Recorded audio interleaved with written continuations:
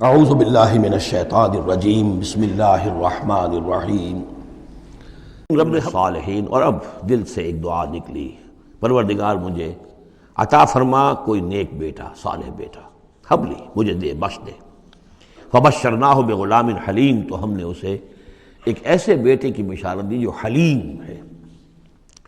اس لفظ حلیم کے بارے میں ایک بات بہت نوٹ کر لیجئے،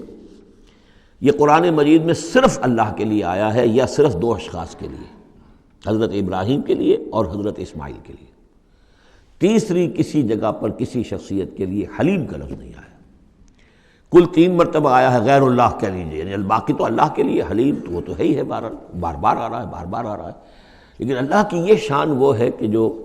گویا کہ زیادہ عام نہیں ہے لوگوں کے اندر، ورنہ یہ کہ کچھ نہ کچھ عکس ہر چیز کا اللہ کی صفات کا لوگوں میں ہے، لیکن حلم جس کو کہتے ہیں،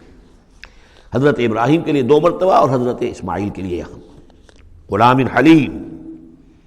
اس کے مقابلے میں حضرت اسحاق کے لیے لفظ آتا ہے غلام علیم۔ علیم اور حلیم اس کو اچھی طرح نوٹ کر لیجیے، ایک میں علم زیادہ اور انہی سے پھر آگے جو ہے نبوت کا سلسلہ چلا ہے، اور ایک میں حلم زیادہ، وہ حضرت اسماعیل ہے۔ فلما بلغ معه السعي قال يا بني اني ارى في المنام اني اذبحك فانظر ماذا ترى۔ تو پھر جب وہ پہنچے اس عمر کو کہ ان کے ساتھ بھاگ دوڑ کر سکیں، ان کے کام میں ہاتھ بٹا سکیں، قال یا بنی، انہوں نے کہا ہے میرے بیٹے میں تو دیکھ رہا ہوں، انی ارا فعل مضارع ہے کہ 3 دن ہو گئے مجھے دیکھتے ہوئے، خواب دیکھ رہا ہوں، ایک ہی خواب میں نیند میں دیکھ رہا ہوں، انی اذبحک کہ میں تمہیں ذبح کر رہا ہوں، فانظر ماذا ترى، تو تم دیکھو تمہاری رائے کیا ہے، تمہارا کیا خیال ہے۔ قال یا ابت افعل ما تؤمر، یہ ہے ان کا حلم۔ انہوں نے کہا فوراً ابا جان کر گزریے جس چیز کا آپ کو حکم ہو رہا ہے۔ انہیں معلوم ہے کہ میرے والد نبی ہیں اور میرے والد کا خواب وہی ہے،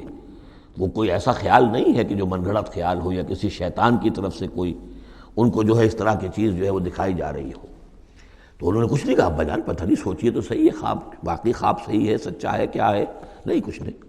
یا ابت افعل ما تؤمر ستجدنی انشاءاللہ من الصابرین قریب، انشاءاللہ آپ مجھے پائیں گے صبر کرنے والوں میں۔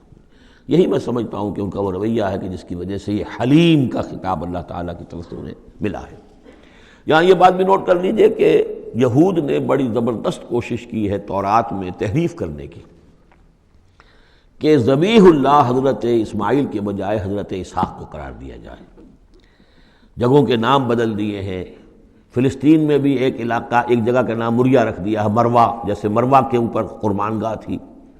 وہ مریا وہاں بنا دیا ہے، وہاں بھی ایک بکہ بنا دیا، وادی بکا، وادی بکا وہ بکہ، اس لیے کہ مکہ جو ہے وہ وادی مکہ تھی، جس میں کہ یہ اللہ تعالیٰ نے حضرت ابراہیم کو وہ جگہ بتائی کہ یہ ہے بیت اللہ کا مقام۔ اور یہ کہ عجیب بات یہ ہے کہ بعض ہمارے مفسرین بھی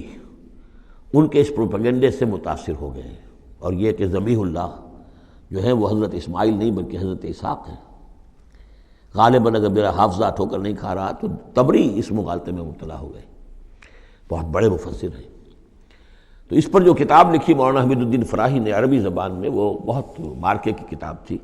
الرأی الصحیح فی من ہوا ذبیح،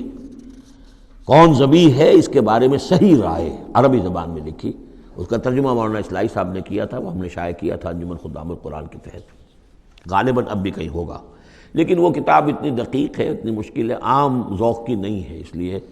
میں نے ایک مرتبہ بہت سی وہ شائع کر لی تھی، وہ بہت عرصے تک پڑھی نہیں، پھر اس کے پڑھنے والے نہیں نکلے۔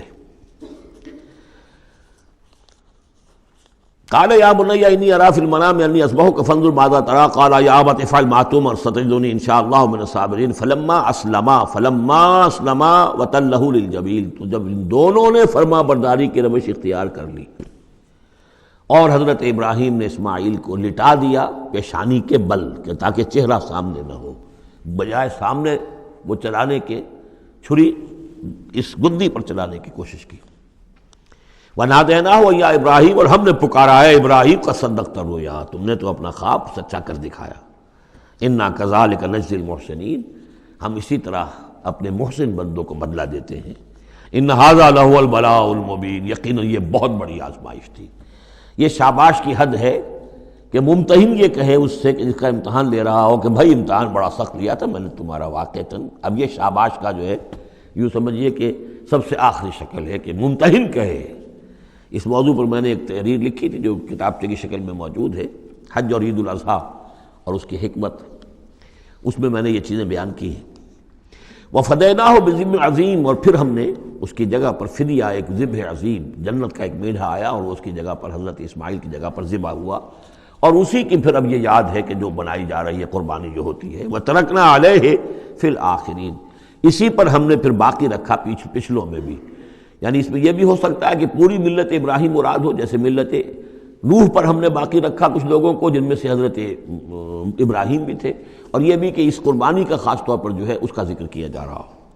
سلام علی ابراہیم، سلام ابراہیم پر، کذالک نجزی المحسنین، اسی طرح ہم بدلہ دیتے ہیں اپنے محسن بندوں کو، انہ من عبادنا المؤمنین، یقیناً وہ ہمارے مومن بندوں میں سے تھے۔ وبشرناہ باسحاق نبیا من الصالحین، اور ہم نے بشارت دی انہیں اسحاق کی کہ جو انبیاء ہی میں کے زمرے میں سے ایک نبی ہوں گے۔ وبارکنا علیہ وعلی اسحاق، اور ہم نے اپنی برکتیں نازل فرمائی ان پر بھی اور اسحاق پر بھی علیہم الصلاۃ والسلام۔ ومن ذریتہما محسن وظالم لنفسہ مبین، اور ان کی اولاد میں سے، نسل میں سے بہت نیکوکار بھی نکلے، بہت محسن بھی نکلے، لیکن یہ کہ ظالم لنفسہ مبین، صاف صاف اپنے نفس پر ظلم کرنے والے بھی نکلے، ہر طرح کے لوگ نکلے۔ صدق اللہ العظیم۔